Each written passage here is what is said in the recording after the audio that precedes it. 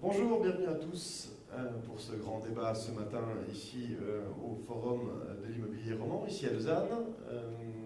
On va vous présenter les différents intervenants et le déroulé évidemment de ce débat qu'on souhaite évidemment interactif avec votre participation. Le micro va se déplacer aussi dans la salle pour que vous puissiez intervenir.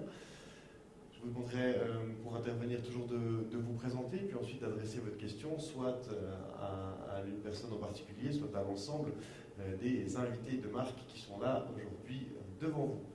Mais avant tout cela, je vous propose un petit mot de bienvenue avec Richard Benolo, le fondateur du Forum de l'immobilier roman et du Salon de l'immobilier de Lausanne, pour vous accueillir. Merci beaucoup, Monsieur Schechter. Mesdames et messieurs, bonjour et bienvenue. Les impératifs de l'organisation sociale du logement et d'aménagement du territoire sont-ils compatibles avec les souhaits et aspirations intimes des individus, tels que ces derniers les expriment majoritairement aujourd'hui? Maison individuelle pour le confort familial ou logement collectif, en propriété ou en location? Si on posait la question au roman, que répondrait-il aujourd'hui? La raison collective tend à densifier et centraliser l'habitat en milieu urbain ou périurbain pour parvenir à loger une population en forte croissance tout en limitant les trajets pendulaires. À quoi ressemblera le logement de demain en termes de lieux, de standards de construction, de dimensionnement des logements pour répondre aux besoins des gens?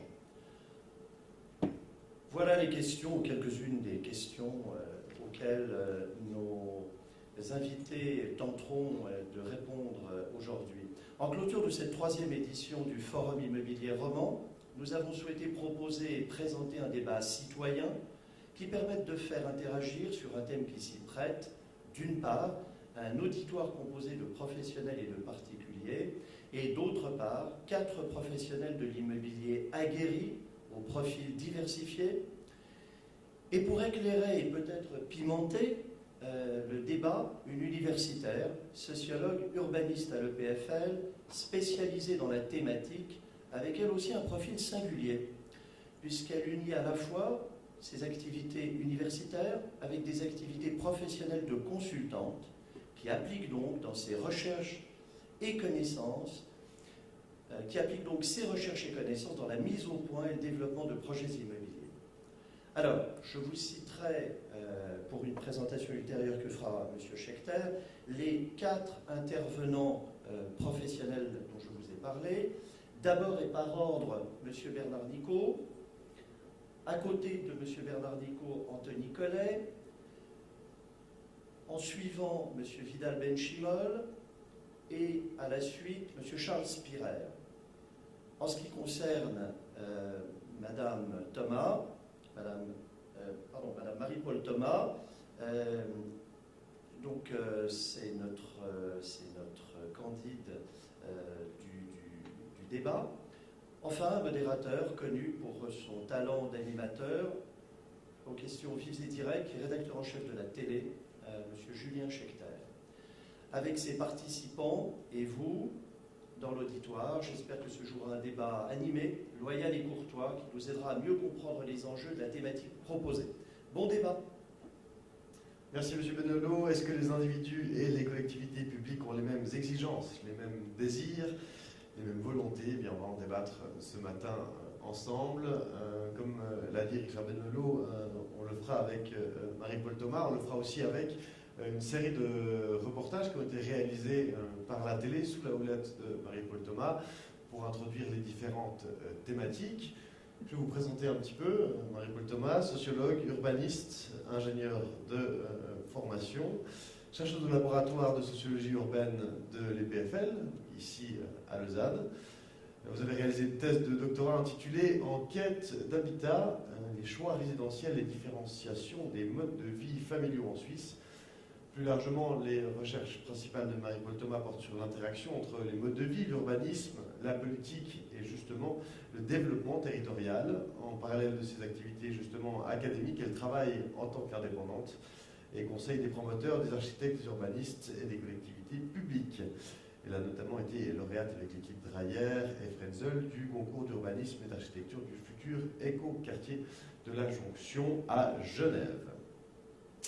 Petite présentation aussi des personnes qui nous accompagnent. Marie-Paul Thomas, avant de vous passer la parole. On a donc Bernard Nicot, qu'on ne présente presque plus, fondateur du groupe Bernard Nicot, qui existe depuis 1977. Au travers de 11 agences, c'est un acteur très important dans le marché roman qui vend, achète, construit, gère des biens immobiliers. À côté de vous, Anthony Collet, l'administrateur délégué du groupe MK. Bonjour, merci d'être avec nous également. Groupe MK qui est une entreprise vaudoise fondée en 1979, constituée de 6 sociétés spécialisées dans les services de l'immobilier, de la gérance, de la vente, de la rénovation, et j'en passe. La série est longue de vos activités qui regroupent tout ce qu'on peut trouver finalement dans l'immobilier. À côté de vous, Vidal Benchimol, président de HK Suisse. Bonjour, merci d'être avec nous également.